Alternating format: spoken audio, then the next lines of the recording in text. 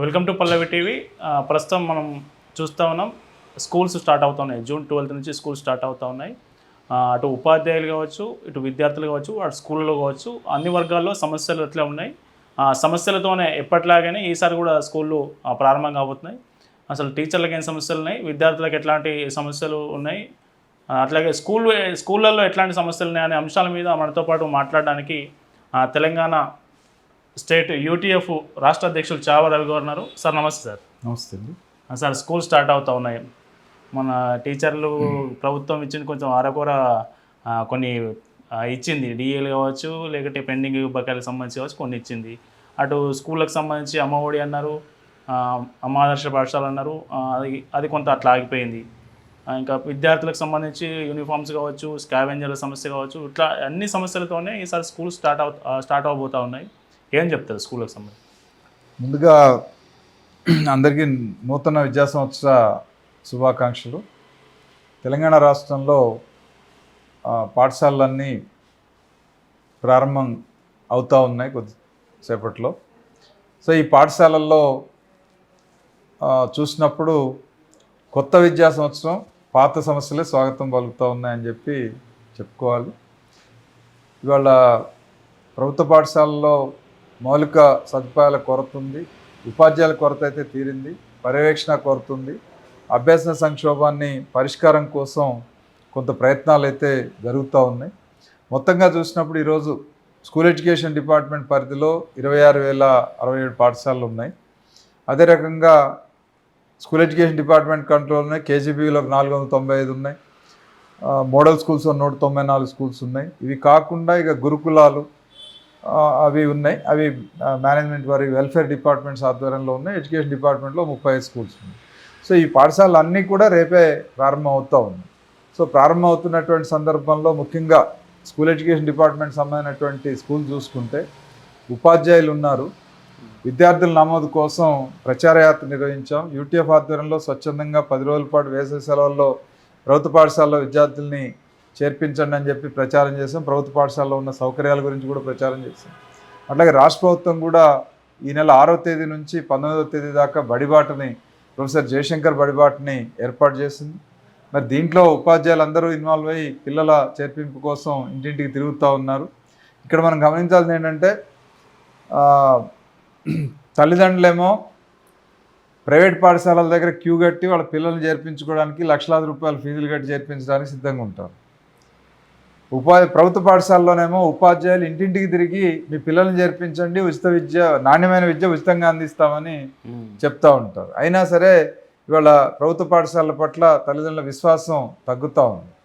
దీనికి రకరకాల కారణాలు ఉన్నాయి. ఒకటి, ప్రభుత్వ పాఠశాలలో పూర్వ ప్రాథమిక విద్య లేకపోవటం, కేజీ తరగతులు, నర్సరీ కేజీ తరగతులు లేకపోవడం వల్ల కాన్వెంట్లకు అనివార్యంగా 3 సంవత్సరాలు దాటిన పిల్లలందరినీ కాన్వెంట్లో పంపుతున్నారు. అక్కడి నుంచి వాళ్ళు 1వ తరగతి అక్కడే ఎన్రోల్ అయిపోతున్నారు. అదే మనము ప్రభుత్వ పాఠశాలకేమో 5 సంవత్సరాలు నిండిన పిల్లవాళ్ళని మాత్రమే ఫస్ట్ క్లాస్లో చేర్చుకోవాలి. మరి అంగన్వాడీలో అప్పటిదాకా ఎక్కడ ఉండాలి పిల్లలంటే అంగన్వాడీలో ఉండాలి. కానీ అంగన్వాడీని తల్లిదండ్రులు ప్రీ స్కూల్గా కానీ ప్లే స్కూల్గా కానీ గుర్తించే పరిస్థితిలో లేరు. అందుకని వాళ్ళ అంగన్వాడీలో పేర్లున్నా పిల్లలు కాన్వెంట్లో ఉండేటువంటి పరిస్థితి. అందుకని మన దగ్గరికి వచ్చేటువంటి పిల్లలు కొద్దిమంది మాత్రమే 1వ తరగతిలో చేరుతా ఉన్నారు. ఉదాహరణకు లాస్ట్ ఇయరే తీసుకుంటే 1,27,000 మంది పిల్లలు 5 సంవత్సరాలు నిండినటువంటి పిల్లలు 1వ తరగతిలో జాయిన్ అయితే అందులో 1,00,000 మంది పిల్లలు ప్రైవేట్ స్కూల్లో జాయిన్ అయితే 27,000 మందే గవర్నమెంట్ స్కూల్కి వచ్చారు. కానీ వాళ్ళ గవర్నమెంట్ స్కూల్స్ ఎన్ని ఉన్నాయంటే ప్రైమరీ స్కూల్స్ 18,000 ఉన్నాయి. 18,000 దాదాపు 16,000 ఇప్పుడు ఉన్నాయి, కొన్ని మూతపడ్డాయి. 16,000 స్కూల్స్ ఉన్నాయి. మరి 16,000 స్కూల్స్లో చేరిన పిల్లలు ఎంతమంది అంటే 25,000. సో ఇట్లాంటి పరిస్థితి ఈరోజు ఉంది. అందుకని లాస్ట్ ఇయర్ దాదాపు 1990 స్కూల్స్ 0 ఎన్రోల్మెంట్తో మూతపడే పరిస్థితి వచ్చింది. అందుకని ఇవాళ అటువంటి పరిస్థితుల్లో మరి ఈ సంవత్సరం సరే కొన్ని మూతపడ్డ పాఠశాలలు తెరిపించడం ఒక భాగం అయితే అసలు ఉన్న బళ్ళల్లో కూడా పిల్లల సంఖ్య, ఆ ఊళ్ళో ఉన్న పిల్లలందరూ ఆ ఊరి బడిని వదిలేసి ఎక్కడికో ఎందుకు పోతున్నారు, వేలాది రూపాయల ఫీజులు కట్టి బయటికి ఎందుకు పోతున్నారు అని ఆలోచన చేసినప్పుడు ఒకటి ఇంగ్లీష్ మీడియం, ఇవాళ ఇంగ్లీష్ మీడియం కూడా గవర్నమెంట్ స్కూల్లో ఉంది. నాణ్యమైన విద్య ప్రైవేట్ స్కూల్లోనే దొరుకుతుందనేటువంటి ఒక ప్రచారం తల్లిదండ్రుల మైండ్ సెట్ని మార్చింది. సో దాన్ని మార్పు చేయాల్సినటువంటి అవసరం ఉంది.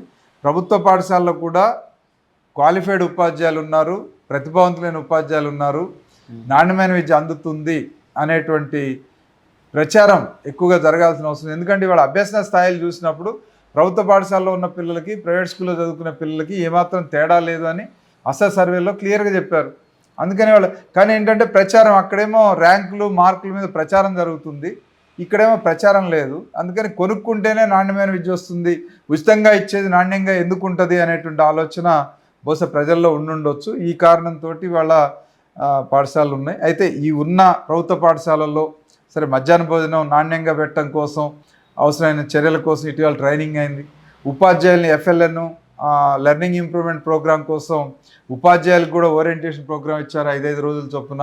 ఇవన్నీ కూడా ఒక విద్యారంగంలో నాణ్యత పెంపొందించడం కోసం ఒక ప్రయత్నం అయితే జరుగుతూ ఉంది. టెక్స్ట్ బుక్స్ వచ్చినాయి, నోట్ బుక్స్ వచ్చినాయి, ఇంకా యూనిఫామ్స్ మాత్రం ఇంకా పూర్తి స్థాయిలో అందుబాటులో, అంటే ఒక జత కుట్టించడానికి పంపిస్తున్నామన్నారు, అవి కూడా పూర్తి స్థాయిలో ఇంకా అందుబాటులోకి రాలేదు. సరే ఈ వారంలో వస్తుండొచ్చు. అందుకని ఇవాళ స్కూల్స్లో ఉపాధ్యాయుల కొరత లేదు, కానీ పర్యవేక్షణ అధికారులకు సంబంధించినటువంటి కొరత అయితే ఉంది. DEO, MEO, deputy DEO, DEO ఈ పోస్టులన్నీ కూడా భర్తీ చేయాల్సినటువంటి అవసరం ఉంది. అట్లాగే 700 హై స్కూల్స్లో హెడ్ మాస్టర్ పోస్ట్ కూడా రిటైర్ అయ్యడం ద్వారా ఖాళీ అయింది. వాటిని భర్తీ చేయాల్సినటువంటి బాధ్యత కూడా ఉంది ప్రభుత్వం మీద. అందుకని ఇవాళ ఓ పక్క ఇవన్నీనేమో విద్యారంగానికి సంబంధించినటువంటి సమస్యలుగా ఉన్నాయి. మరోపక్క ఉపాధ్యాయులకు సంబంధించి చూసినప్పుడు గత సంవత్సరం బదిలీలు ప్రమోషన్లు పెద్ద ఎత్తున జరిగినాయి. ఆ తర్వాత మళ్ళీ ఇటీవల కాలంలో 700 హెడ్ మాస్టర్ పోస్టులు, ఇంకా కొన్ని వందల స్కూల్ అసిస్టెంట్ పోస్టులు ఖాళీ అయినాయి రిటైర్మెంట్ ద్వారా. మరి వాటన్నిటిని కూడా భర్తీ చేయాల్సినటువంటి బాధ్యత ఉంది. ఎందుకంటే విద్యా సంవత్సరం ప్రారంభమవుతుంది కాబట్టి ఎక్కడా ఉపాధ్యాయుల కొరత లేకుండా భర్తీ చేసుకుని పోతే మనకు ఉపయోగం. అట్లా కాకుండా ఉపాధ్యాయులు మళ్ళీ సర్దుబాటు పేరుతోటి ఉన్న ఉపాధ్యాయులను వేరే చోటికి సర్దుబాటు చేస్తే ఏమవుతుందంటే ఇక్కడ ఉన్నటువంటి పిల్లలకి ఉన్న టీచర్లే తక్కువ. ఎందుకంటే మనకి ప్రైమరీ స్కూల్లో అయితే 10 మంది పిల్లల వరకు ఒక టీచరు, 11 నుంచి 60 మందికి 2 టీచర్లు, అంటే 22 టీచర్లు 5 క్లాసులు 18 సబ్జెక్టులు బోధించాలి కదా. అట్లాగే హై స్కూల్కి వచ్చినప్పుడు ఒక టీచర్ పోస్ట్ ఖాళీ ఉన్నా కానీ ఇప్పుడు మ్యాథ్స్ టీచర్ పోస్ట్ ఖాళీ ఉంది, మ్యాథ్స్ ఎవరు చెప్పాలి ఆ స్కూల్లో. అందుకని అట్లాంటి వాటిలో చూసినప్పుడు ఏంటంటే క్వాలిఫైడ్ టీచర్స్ ఉన్నారు, ప్రమోషన్లు ఇచ్చి వాళ్ళని పంపించేస్తే కింద ఖాళీ అయితే ఖాళీని సర్దుబాటు చేసుకోవచ్చు లేదా రిక్రూట్మెంట్ చేసుకోవచ్చు అవసరాన్ని బట్టి. ఆ ప్రయత్నం చేయకుండా ఈరోజు ప్రభుత్వం అంటే విద్యాశాఖ ఇటీవల ఉత్తర్వులు ఇచ్చింది, సర్దుబాటు చేయండి టీచర్లు పిల్లల సంఖ్యకు అనుగుణంగా. అది విచిత్రంగా అనిపించింది మాకు. ఎందుకంటే పిల్లలు ఇంకా అడ్మిషన్సే కాలేదు, అడ్మిషన్సే మొదలు కాకుండా టీచర్లను సర్దుబాటు చేస్తే అడ్మిషన్స్ అయ్యాక స్ట్రెంత్ పెరిగితే మళ్ళీ టీచర్లు ఎక్కడి నుంచి వస్తారు. ఇది మేము గొడవ చేసాం, ప్రభుత్వానికి రిప్రజెంట్ చేసిన తర్వాత మళ్ళీ మార్చారు. జూలై 15 దాకా ఆపాలని చెప్పేసి జూలై 15 దాకా చూసి ఈ బడిబాట తర్వాత కాలంలో పిల్లల ఎన్రోల్మెంట్ అయిపోయిన తర్వాత అప్పుడు టీచర్లని సర్దుబాటు చేస్తామని చెప్పి ఉత్తర్వులు ఇచ్చారు. మేమనేది ఏంటంటే సర్దుబాటు చేయాలి, కానీ సర్దుబాటు కంటే ముందు ఉపాధ్యాయులకి ప్రమోషన్లు ఇచ్చి హై స్కూల్ లెవెల్లో సబ్జెక్ట్ టీచర్ల కొరత తీర్చేస్తే, హెడ్ మాస్టర్లు సబ్జెక్ట్ టీచర్ల కొరత తీర్చేసి మిగిలిన టీచర్లను కింద సర్దుబాటు చేసుకుంటే ఉపయోగం ఉంటుంది. అట్లా చేయకుండా ముందు సర్దుబాటు చేసి వీళ్ళని హై స్కూల్లో అవసరం ఉంది కాబట్టి హై స్కూల్ ప్రైమరీ టీచర్ని హై స్కూల్కి పంపిస్తే సబ్జెక్ట్ హై స్కూల్ చెప్పాలా, ఆయనకి ఏం క్వాలిఫికేషన్ ఉంటుంది, ప్రమోషన్ ఇవ్వరు, కానీ హై స్కూల్కి పోయి చదువు చెప్పండి. ఇది కొంత నిరాశకు ఉంటుంది. అదే ఉత్సాహంగా వాళ్ళు పనిచేయాలని అంటే వాళ్ళని ప్రమోషన్లు ఇస్తే ఉపయోగకరంగా ఉంటుంది.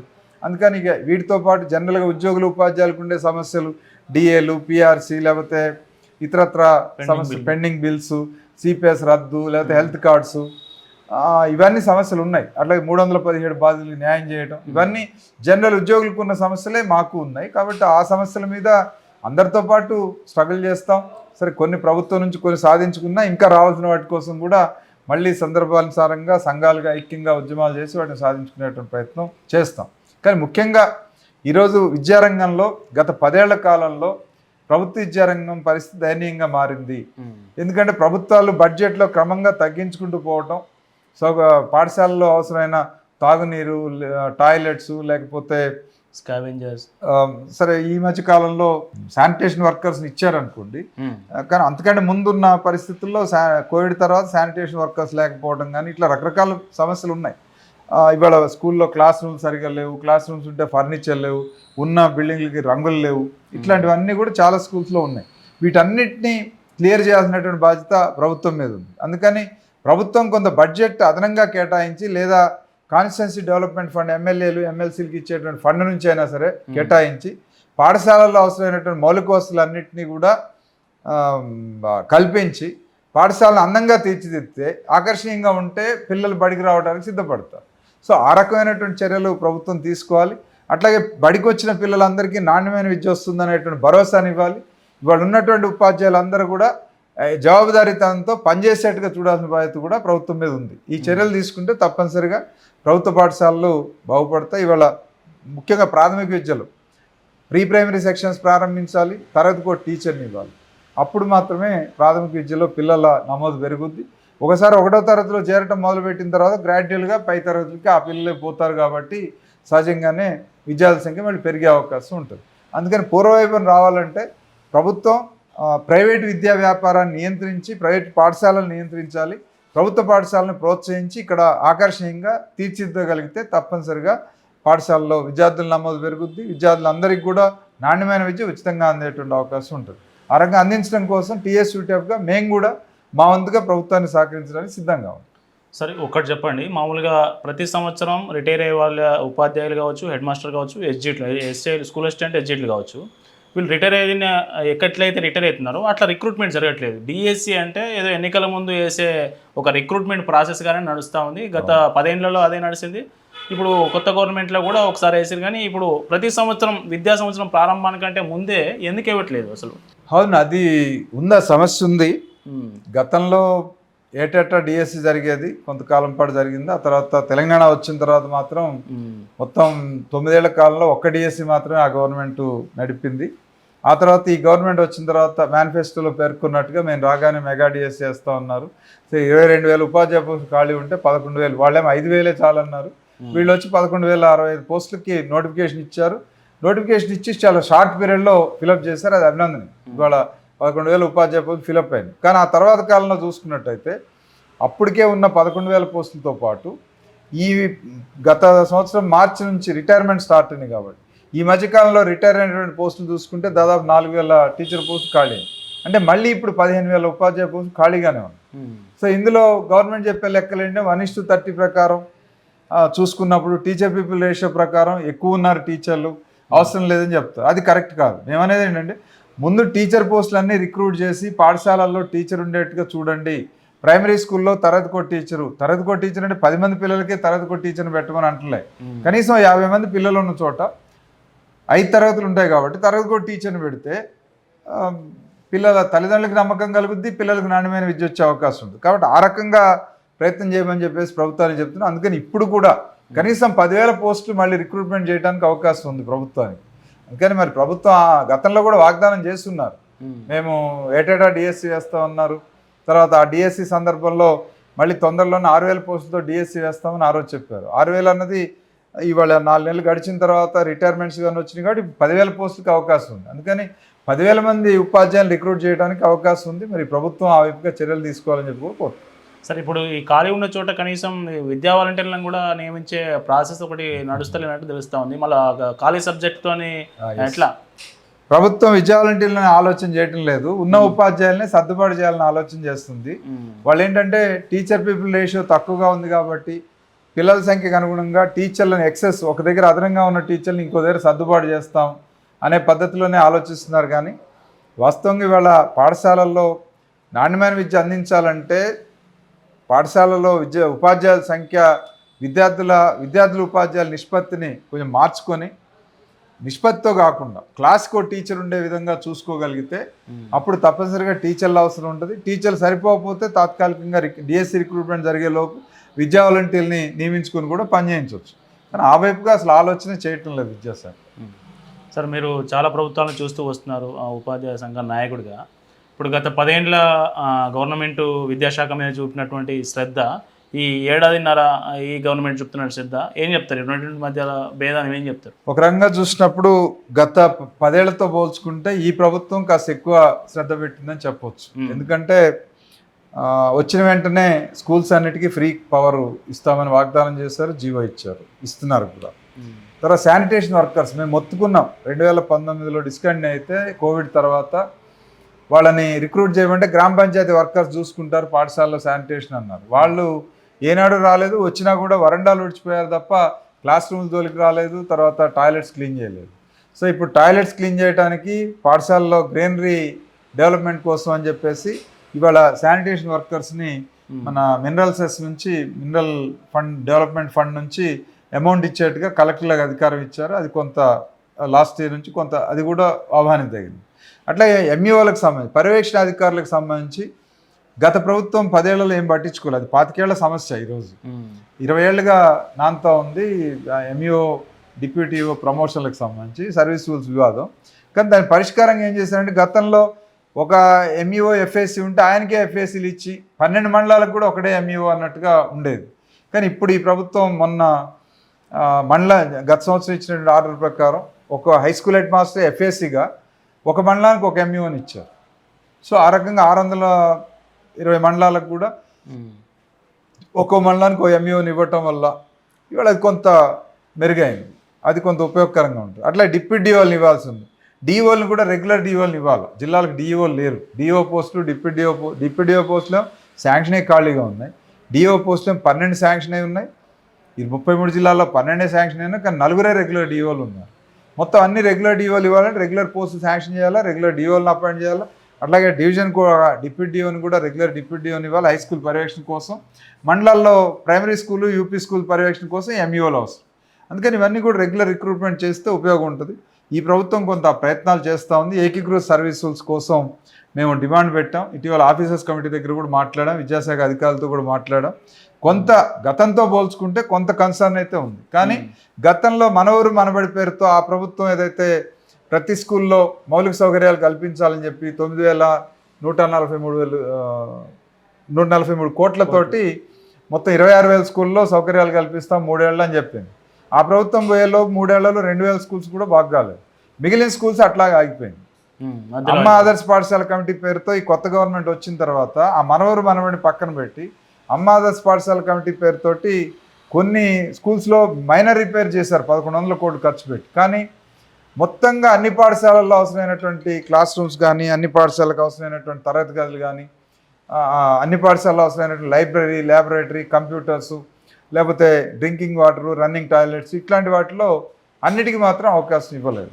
అది ఈరోజు ఈ ప్రభుత్వం ఇంకా కొంచెం బడ్జెట్ కేటాయించో లేకపోతే కాన్స్టిట్యున్సీ డెవలప్మెంట్ ఫండ్ నుంచో ఇవన్నీ చేస్తే విద్యారంగం పట్ల పూర్తి శ్రద్ధ పెట్టినట్టు అవుతుంది. సరే, ఇప్పుడు 1.5 ఏళ్ళుగా మంత్రి లేరు, విద్యాశాఖ మంత్రి లేరు కదా. ఇప్పుడు ఆ లోటు ఏమన్నా విద్యాశాఖ మీద ఆ ఎఫెక్ట్ ఉన్నదని మీరు తప్పనిసరిగా ఉంటుంది. ఎందుకంటే ముఖ్యమంత్రి గారికి రకరకాల పనులు ఉంటాయి. అన్ని పనుల్లో విద్యాశాఖ ఒకటి. అదే విద్యాశాఖ మంత్రి ఉన్నాడు అనుకోండి, విద్యాశాఖ అవసరమైన సందర్భాల్లో ముఖ్యమంత్రి కన్సల్ట్ చేస్తారు. మిగిలిన కొంత అధికారులకు ఆదేశాలు ఇచ్చి స్వతంత్రంగా నిర్ణయం తీసుకునే అవకాశం ఉంటుంది. మాకు కూడా విద్యామంత్రి ఉంటే ఎప్పటికప్పుడు పోయి కలవడానికి, ప్రాతినిధ్యాలు చేయడానికి, విద్యారంగంలో ఏం మార్పులు కావాలి, ఏం జరుగుతుందో మాట్లాడటానికి ఫ్రీగా అవకాశం ఉంటుంది.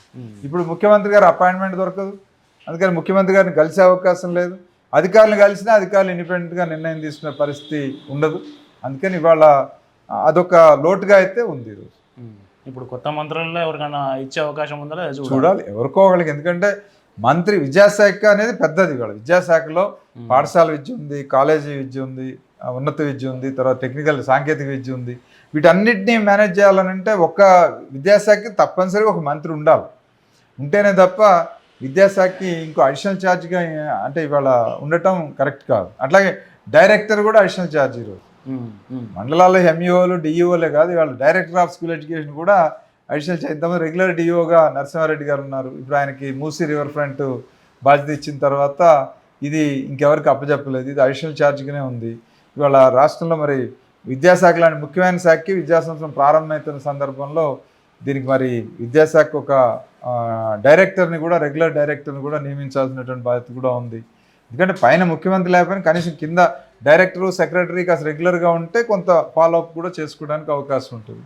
ఇవి ఈరోజు విద్యారంగం మీద ఇంకొంత శ్రద్ధ పెట్టి కాన్సన్ట్రేట్ చేస్తే తప్పనిసరిగా ప్రభుత్వ విద్యారంగం బాగుపడే అవకాశం ఉంటుంది. ఇది విద్యారంగానికి సంబంధించి, స్కూళ్ళ ప్రారంభానికి సంబంధించి వివిధ అంశాలు మనతో పాటు యూటీఎఫ్ రాష్ట్ర అధ్యక్షులు చావరావు గారు చెప్పారు. కెమెరామెన్ కిరణ్తో కరుణాకర్.